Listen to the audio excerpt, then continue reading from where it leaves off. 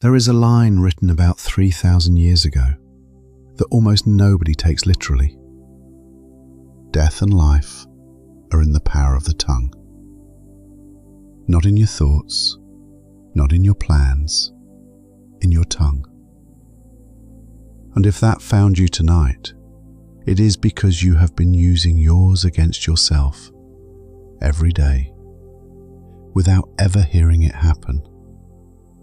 This is not about speaking better. It is about the fact that 5 civilizations, separated by oceans and centuries, with no contact between them, all pointed at the same 6 inches of your body and said the same thing. This is where reality gets made. And there is a stack of modern research sitting on that exact spot that says they were not wrong. Start in Egypt, because the trail is oldest there. The Egyptians had a word, Heka. There is no clean English translation. The closest is creative utterance, the force by which a spoken word becomes a thing that exists. And in one of the oldest creation accounts we have, the world is not built, it is announced. The god Ptah conceives creation in his heart and then speaks it with his tongue, and it exists. Heart in tongue, thought then voice. That is the mechanism written down in the Bronze Age, which is why Egyptian priests trained for years on exact pronunciation. To them, a formula spoken incorrectly did not work, not because the meaning changed, because the sound was the thing doing the work. And they went further than most people realize. To know the true name of something was to have power over it, because a name was not a label stuck on from outside. The name was part of what the thing actually was. Erasing an enemy's name from stone was considered an act of violence, not vandalism. Sit with the reversal in that. We assume language is a coating we paint over reality afterward. They believe the speaking came first, and the world followed. Now cross into a completely different tradition. Genesis does not describe God building anything. It describes God speaking. And God said, "Let there be light." And there was light. Creation as an act of speech. The Hebrew mystics took that seriously enough to build a cosmology on it. An early text called the Sefer Yetzirah, the Book of Formation, teaches that the 22 letters of the Hebrew alphabet are not symbols invented to record language. They are described as the raw material creation was assembled from. Letters, which are only the shapes we give to sounds, treated as literal architecture. And that same tradition produced the sharpest image of the tongue anyone has written. The letter of James compares it to the rudder of a ship, a tiny piece of wood, and the whole vessel turns wherever it points. Then it compares it to a spark and says, "Look how large a forest a small fire sets alight." Hold on to that image. It comes back later with data behind it. 2 civilizations, no contact, same conclusion. Reality is spoken into form. Now go east. The Vedic hymns of India contain something remarkable. Speech itself is worshipped as a goddess, Vak.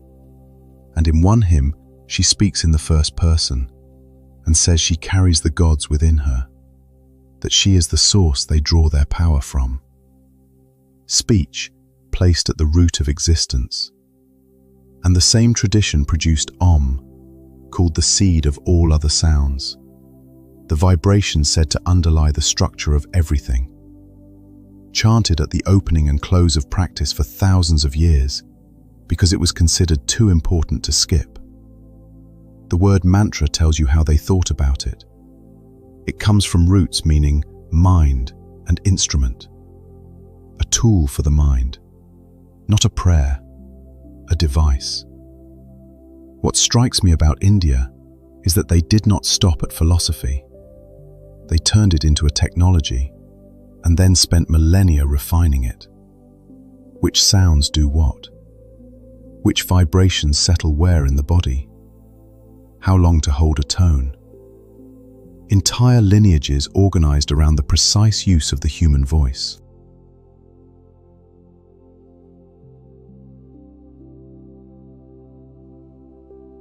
Nobody builds that much infrastructure around a metaphor. Then Greece. And Greece is different, which is exactly why it matters. Heraclitus used the word logos for the underlying order of the universe, the rational structure beneath everything. And centuries later, when the Gospel of John opens, it reaches for that same word.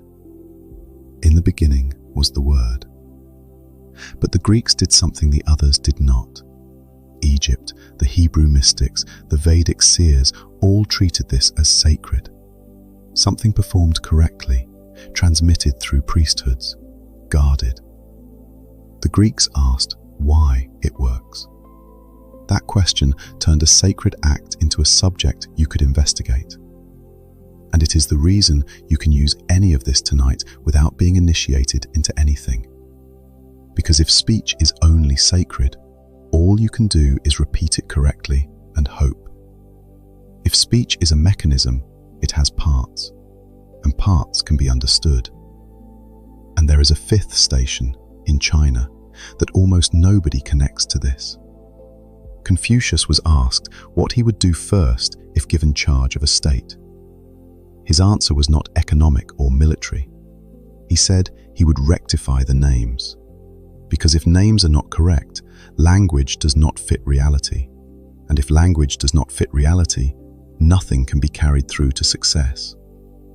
A whole political philosophy resting on the claim that using the wrong words for things makes a society fail at the level of execution. 5 traditions: Egypt, the Hebrew mystics, the Vedic seers, the Greeks, the Chinese. Different languages, different gods, no contact in the eras that mattered, all landing on the same axis. At the root of what gets built is something spoken. Now here is the part they could not see, and you can. Your voice is not a costume, it is a readout.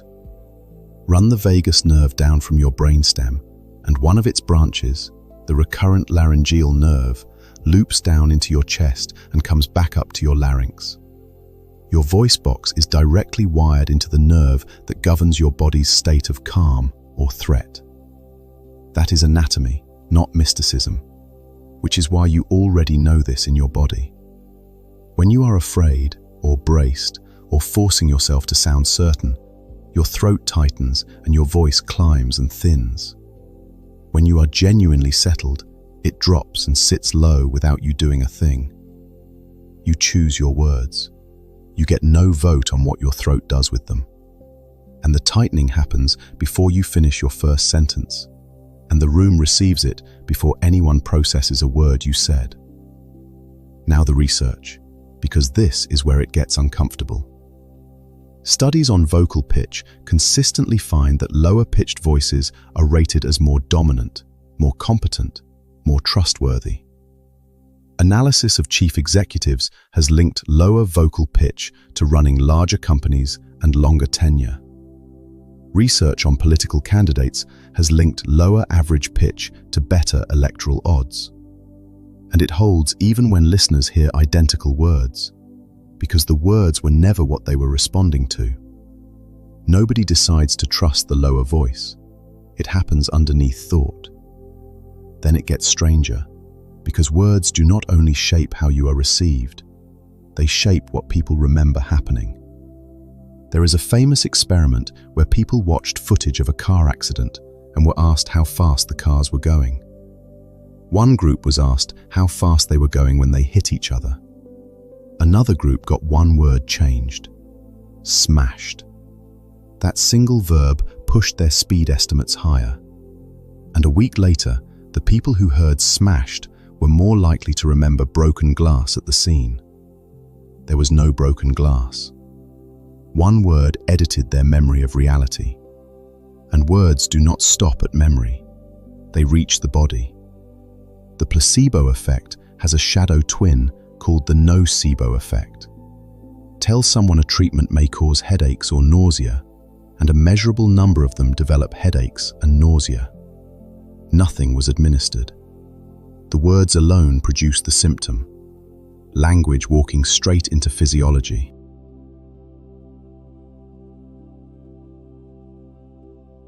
Then there is what spoken expectation does to other people. In a well-known study, researchers told teachers that certain students were about to bloom academically.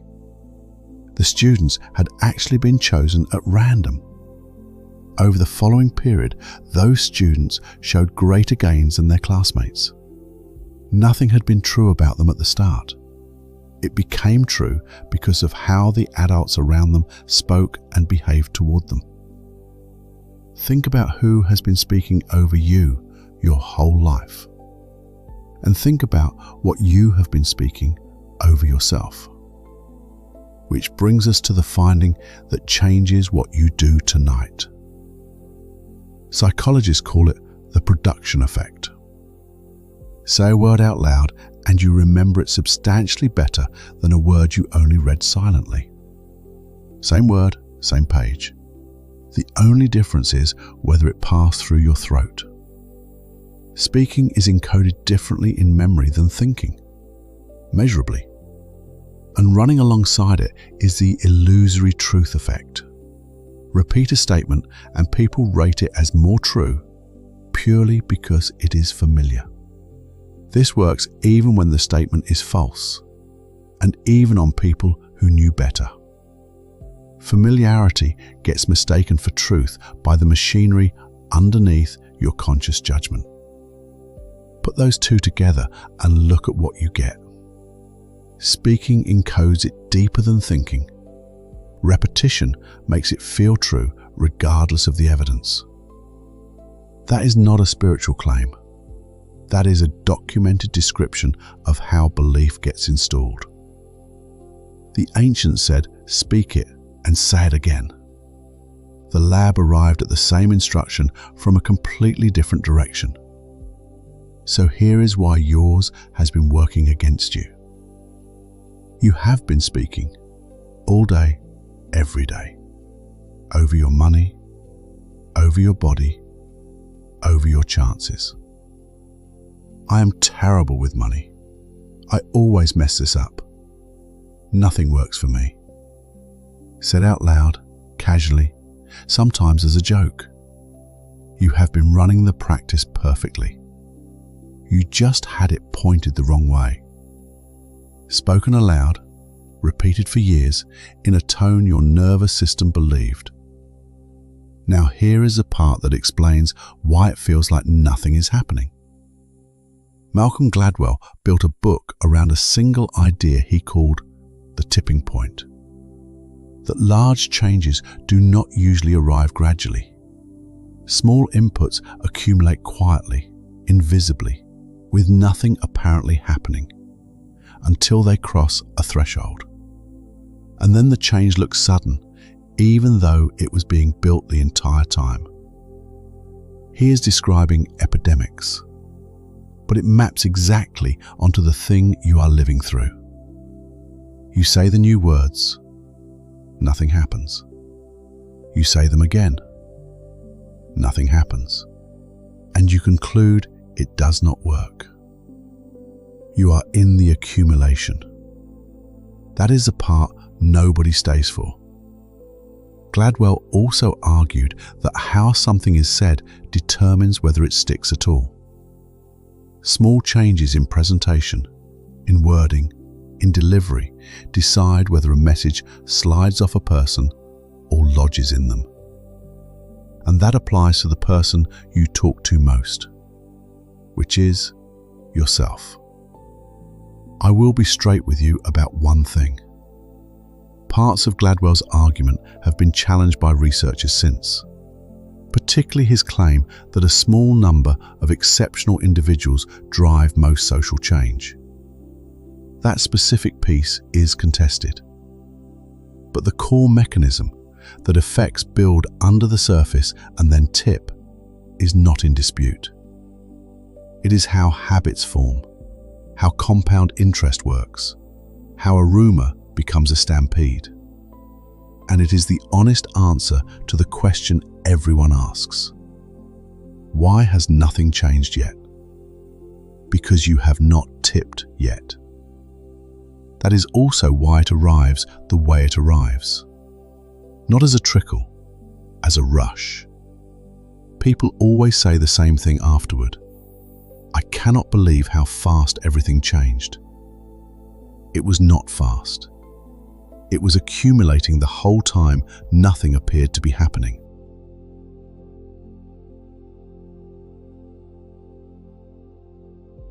Now, the mistake nearly everyone makes when they try to fix their words.